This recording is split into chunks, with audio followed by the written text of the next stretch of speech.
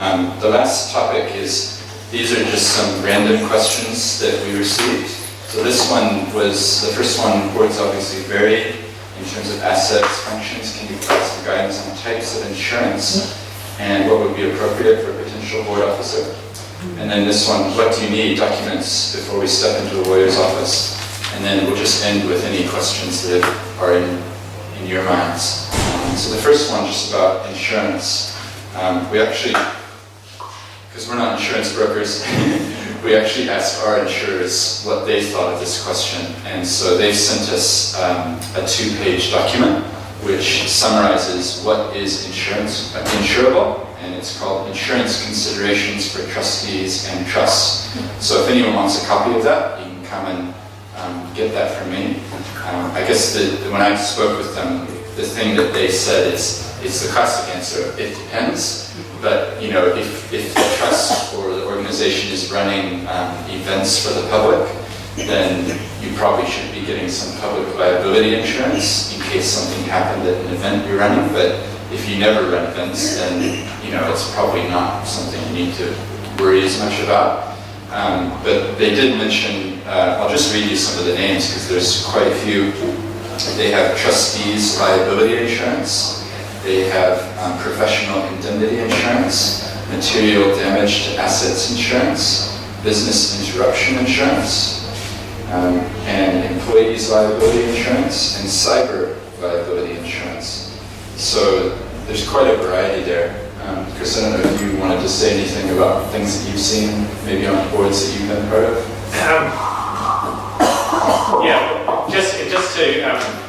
To go back to one of the things we talked about last time, as trustees or board members of a board, you're going to have personal liability for things like health and safety, and for some financial liability, obligations to pay tax, a range of different things.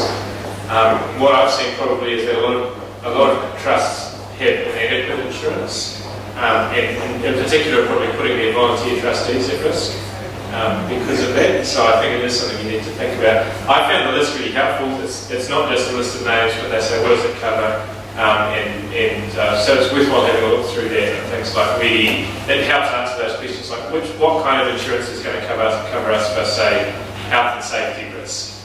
What kind of risk insurance is going to cover us for one of our employees is stealing from us, or a range of different things. So really helpful list.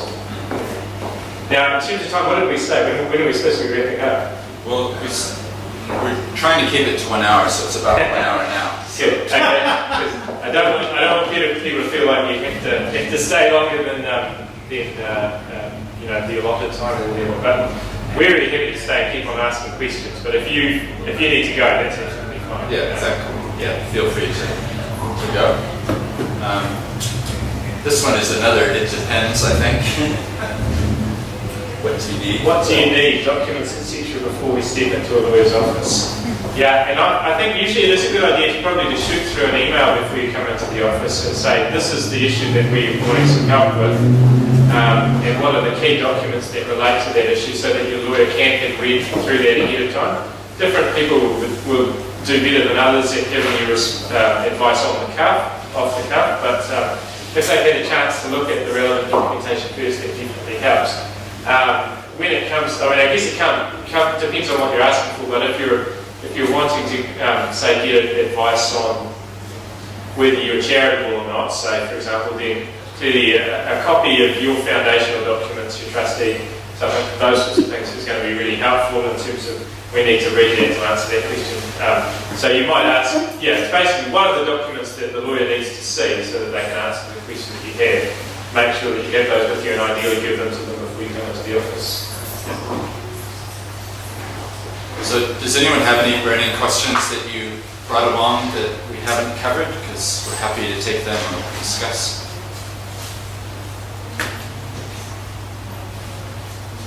No, I think you're going to answer my questions with depends. And that's okay. Thank you.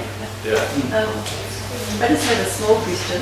I've just recently set up the community pension thing at New Brighton, and it's just been me. And so some people have been saying to me, well, to do with OSH and those things.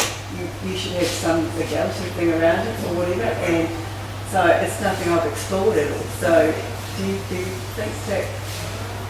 Yeah, so do you have what's your legal structure? Is it just yourself personally? You don't have any kind of an entity? No. And then is it generating profit, what you're doing? No, it's basically people bringing food into the food pantry or whatever, others before take it out. Yes. Yeah, but a lot of people are sort of saying, well, what if someone gets sick? What if someone wants to, what's the process? So then a related question to that as well is, do you have other people working for you, or is it? I volunteers. Yeah, volunteers are not paid, but they are others working for you as well. Okay, so the first thing would be, if it's just you, if you are the entity, then you are going to be personally liable for whatever liabilities the endeavour might have. So if somebody became unwell because of food contamination or something like that, is there a potential liability there? Yes, there could be, depending on what impact that has on them. And at the moment, you are exposed to a kind of personal liability. Now, obviously, that doesn't mean that you shouldn't do it, because we all make decisions all the time about what risk am I willing to put up with, and then how do I deal with that risk. But if it's just you, then yes, you are the entity, and so there is a personal liability there. And then you could talk about things like health and safety as well. So if somebody gets injured, cuts themselves, say, while chopping food or something like that, and they're a consistent volunteer worker of yours, you would probably come within the definition of a PCDU under the health and safety legislation. So, person conducting a business or undertaking. And if you've got regular ongoing volunteers working with you in that organisation, then you'd have the same kind of duties to them that an employer of a business would have to their employees. So if there's a health and safety issue, again, you are exposed to personal liability for that because you are the entity.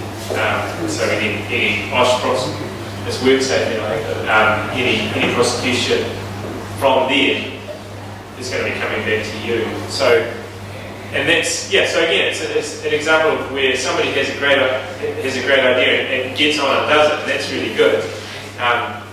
And as you scale up, you do need to understand what those risks and liabilities are so that you can ask the question, am I addressing those in an appropriate way? So is it just a matter of like insurance, or is it a matter of actually maybe forming a small trust or something?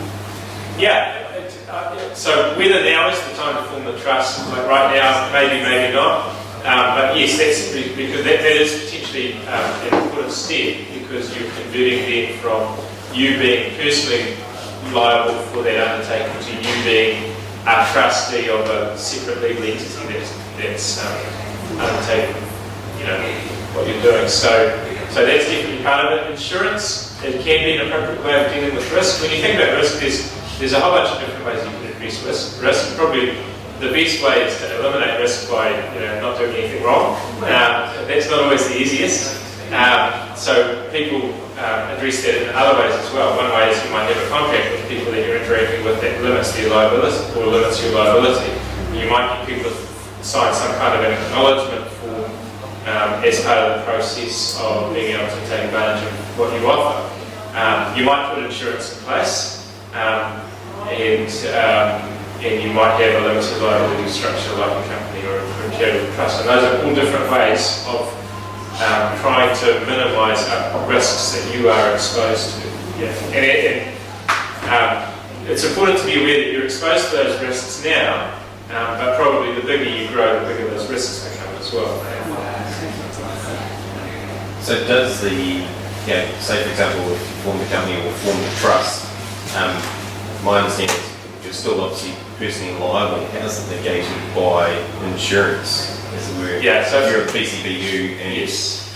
You know what I mean? Because she would still be the PCBU because she would be whatever the chairman of the trust or chairperson. Sorry. Yeah, so once if you formed a separate legal entity, in terms of health and safety, that legal entity would be the PCBU. Yeah. So at that point you wouldn't be the PCBU anymore, but you would still be an officer of that entity. You'd still have duties to make sure that the PCDU is complying with its obligations, due diligence obligations to make sure that there are appropriate policies in place. And if you breach those, yes, there's still an exposure to personal liability for those. In terms of insurance for that, there's a form of insurance called statutory liability insurance,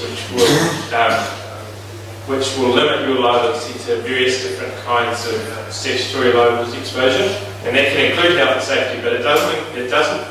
You can't exclude liability for criminal penalties, and under the health and safety legislation, there is exposure to criminal penalties. You can't have insurance in place to protect you against that. That would be under negligence more than accidental, but like you said, we're debatable, I suppose. Yeah, well, with the health and safety like, stuff, yeah, if you like, it's it, he used a sharp knife and not trained or something, it's complete negligence, not kind of like they were trained to use a knife and they slipped and cut their finger. Yeah, and as to whether there is as to whether there is a liability under the health and safety legislation, if you have a policy for the safe use of knives in your kitchen, and you train your staff on how to do that, and your staff are actually implementing that training, and somebody still cuts themselves, there's probably no liability there, because if it was an appropriate policy and you've given them appropriate training, you've done what you can to minimise the risk. If there's no policy and there's no training, and you have people coming in without the right experience, then almost certainly there's exposure to liability there. And that's why it's good to ask these questions, to start thinking through, well, maybe I do need a process where somebody checks the expiry date of the food that's being dropped off before it gets given out to people. Just things like that. It starts your mind thinking that way.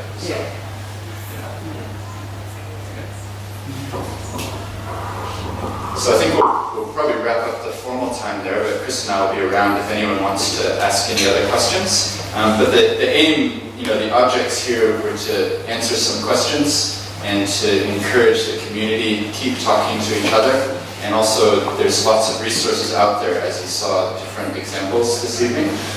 We're trying to put up relevant material on this website, so if you think of topics that we could cover, send them through to us, because we don't want to just write stuff that we think is relevant. Well, in Willierland, that's a really interesting topic. We actually want to write things that are relevant for people on the ground, and what are the issues that you're facing. So feel free to send us topics, and we'll do our best to write at least something about them. And if you are able to spread the word about that website, that would be great, because the point of it is we want it to become a hub that people actually go to it and they use it and they download things and it's helpful. So it will only become that if more people know about it, and we can only improve it if we get feedback. So anything that you have to say, we would really welcome. And I think we probably will run these events maybe every quarter or so. So I think most of you will be on an email list, but if we haven't had an email exchange, then come up afterwards and give me your email, and I'll make sure that you're on our distribution list. And then when we do send out another invite, if it's been helpful tonight, if you can let other people know, and send us questions so that we can prepare in advance, and we'll try to run this type of thing, every once in a while, as and when the need is there.